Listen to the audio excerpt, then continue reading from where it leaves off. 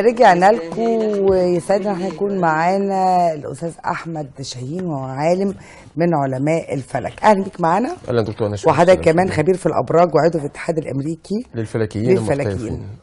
في البدايه بقى، احنا طبعا احنا لا ننجم ولا يعلم الغيب غير الله. أكيد. ده كده عشان ده مبدأ نتفق عليه بدايتنا، لكن الابراج علم صحيح ومش هيختلف عليه اي حد. طبعا. احنا عارفين هو كام برج تقريبا؟ 12 برج. 12 وفي تقسيم جديد قديم 13 برج بعد اضافه برج حامل الثعبان او الحواء. حامل الثعبان هو التقسيم ده كان اساسا حطه بطليموس، وضعه بطليموس في القرن الثاني قبل الميلاد. لكن لسبب ما لاسباب ما تم توافره ال2000 سنه اللي فاتوا بعد الميلاد، ومن جديد اعتمدوه من الهيئه الفلكيه الجغرافيه المصريه، والهيئات الفلكيه العالميه اعتمدته كبرج 13. هو مكانه ما بين العقرب والقوس، يعني هو محل القوس. اللي هو البرج الجديد ده حامل الثعبان اوفيوشس باللاتيني.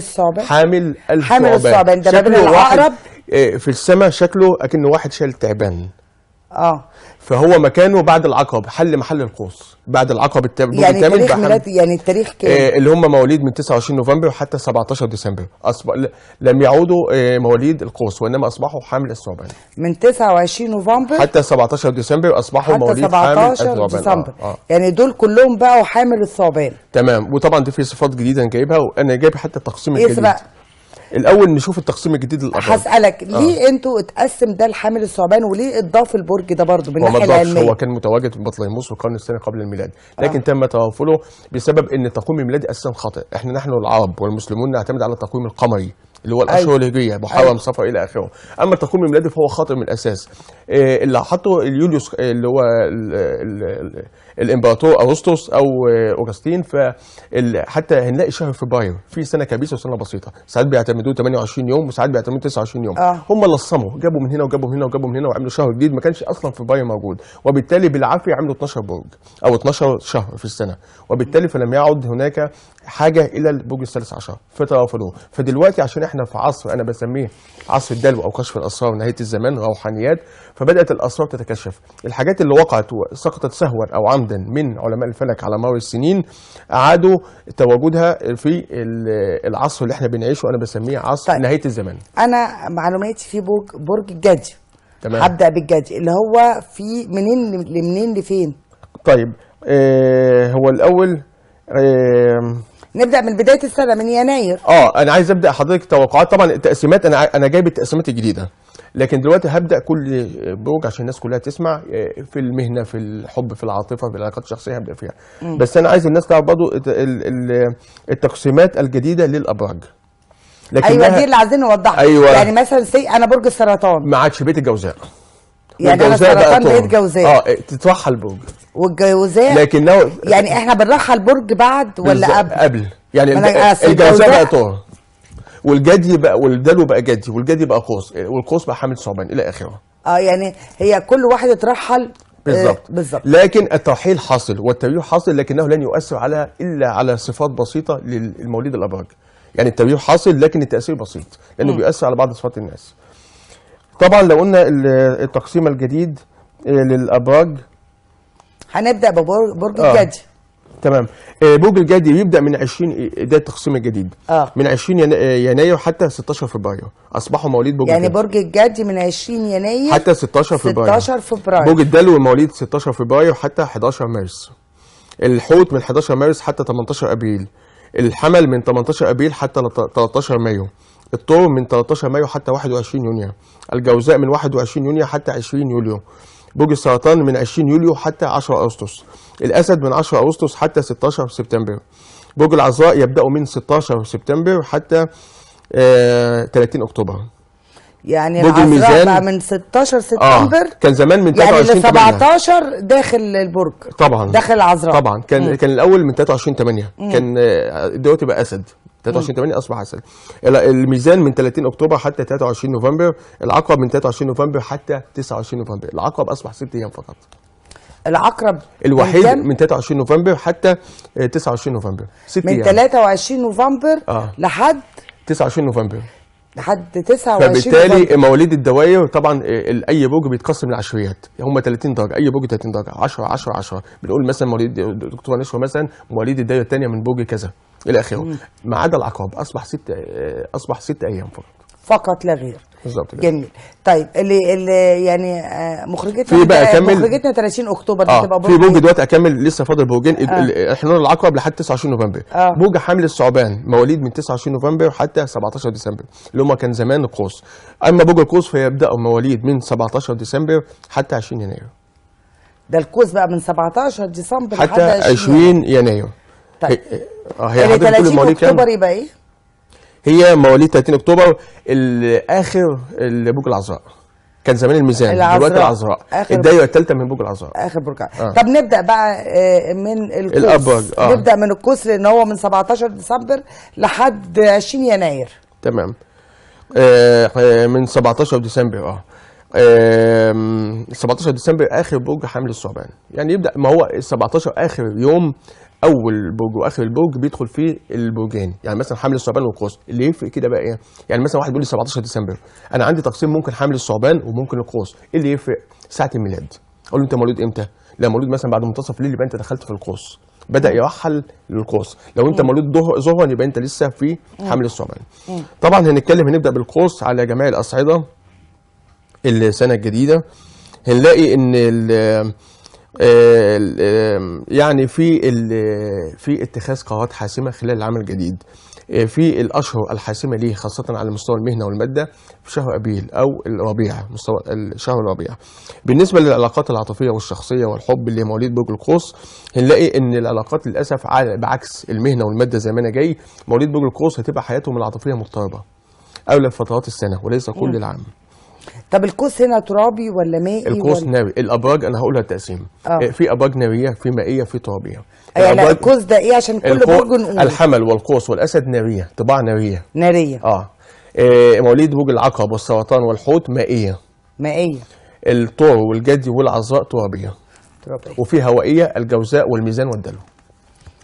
دي طبعا طباع ابراج. يعني الابراج دي مساكن روحانيه. هل طباع الابراج دي بتخلي الرجل والمراه يتفقوا مع بعض او يختلفوا؟ بالظبط طبعا. بس ناخد تليفون. الو. الو. قطع. اوكي. اكمل بقيه القوس. انا قلت العلاقات العاطفيه والحب مضطربه خلال اغلب فترات العام. بالنسبه للعمل والمهنه واضح ان كان في مشاريع معلقه عليه ان هو ينجزها بسرعه جديده ويستغل دعم، لان القوس بيحكم كوكب المشتري. عليه انه يستغل دعم الفلك ليه. بالنسبه للماده اللي فيه كويسه جدا، بس عليه اللي هو ياخذ نصائح الاكثر منه حكمه في مجال الاستثمار والماده. بالنسبه للصحه اغلب فترات السنه كويسه، لكن خلال الجزء الاول من السنه عليه ان يهتم بصحته. ده مواليد برج القوس على جميع القوس ده اللي احنا هنا كده لحد 20 يناير. من 20 يناير بقى لحد المفروض دلوقتي من 20 هندخل دلوقتي برج الجدي. ايوه اللي هو من 20 يناير حتى 16 فبراير. من 20 يناير حتى 16 فبراير. ده تقسيم اللي كمان عيد الحب. يعني عندنا الحب. الفالنتين. الفالنتين. طبعا لو قلنا مواليد برج الجدي خلال 2016 على جميع الاصعده. طبعا على مستوى الحب والعلاقات العاطفيه والشخصيه هنلاقي ان الامور هتتحرك بسرعه جدا، لكن عليه انه يعني ايه العلاقات ماشيه كويسه، لكن عليه انه يبذل مجهود في انهاء هذه العلاقات او انهائها على احسن ما يكون. في استقرار عاطفي، في علاقات متناغمه مع الجنس الاخر سواء راجل ولا ست. بالنسبه للعمل والمهنه كويسه جدا، ليه في ثقه. بالنسبه للماده يعني اغلب فترات السنه كويسه، لكن عليه ان هو يعمل حساب الزمن. يعني مصرف يعني.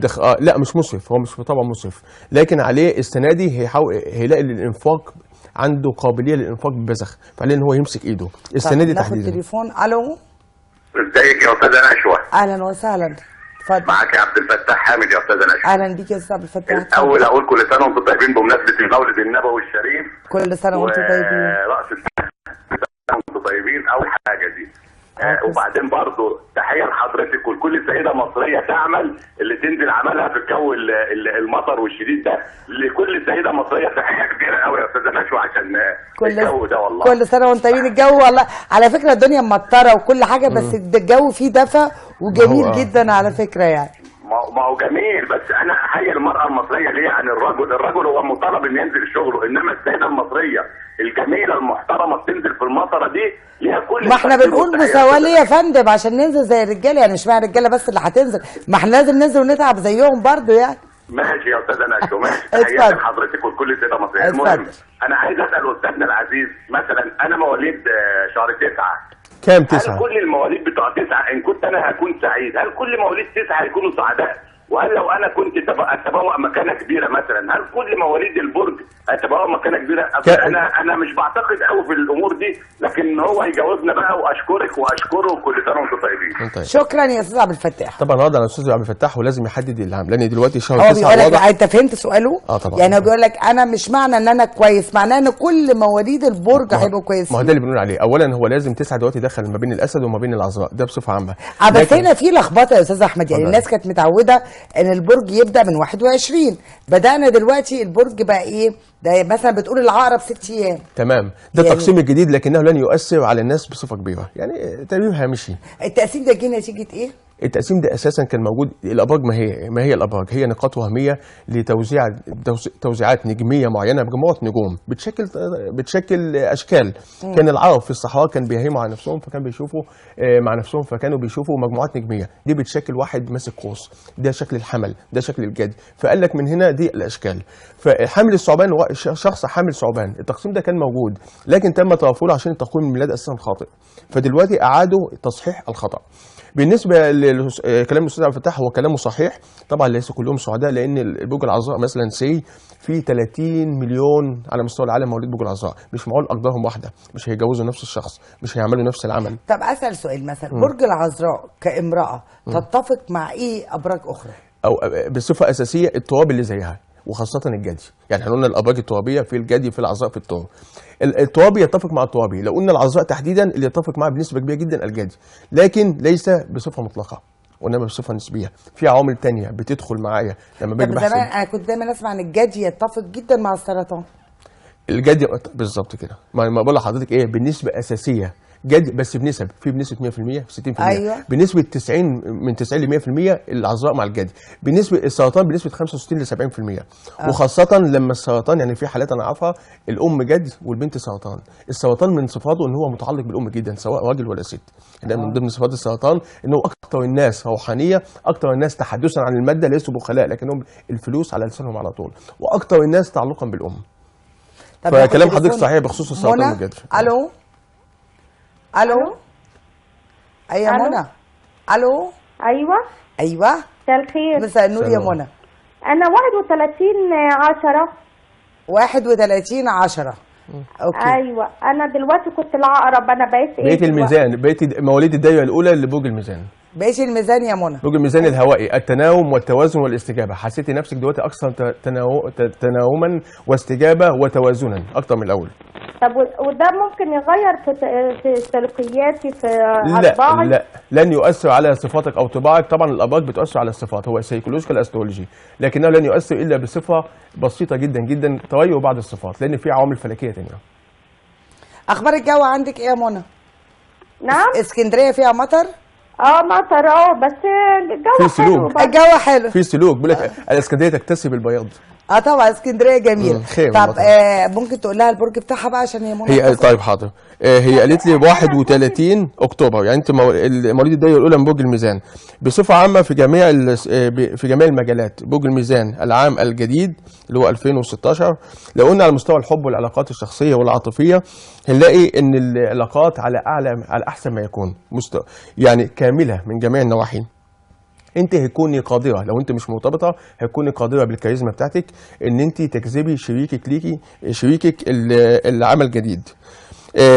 في فرصه كبيره للارتباط لو انت مش مرتبطه. بالنسبه للمهنه والماده، عليك ان تكوني اكثر ثقه من دلوقتي. انت واثقه من نفسك وانت ناجحه، لكن عليك ان انت تكوني اكثر ثقه من الوقت الحالي. في قرارات مهنيه رئيسيه وفي تغييرات جذريه في المهنه بتاعتك خلال النصف الثاني من عام 2016. بالنسبه للماده كويسه. بالنسبه للصحه، الصحة رائعة على جميع المستويات، لكن عليك ان انت تاخدي قسط من الراحة والاسترخاء تجنبا للاسترس العصبي والاجهاد. ده برج الميزان.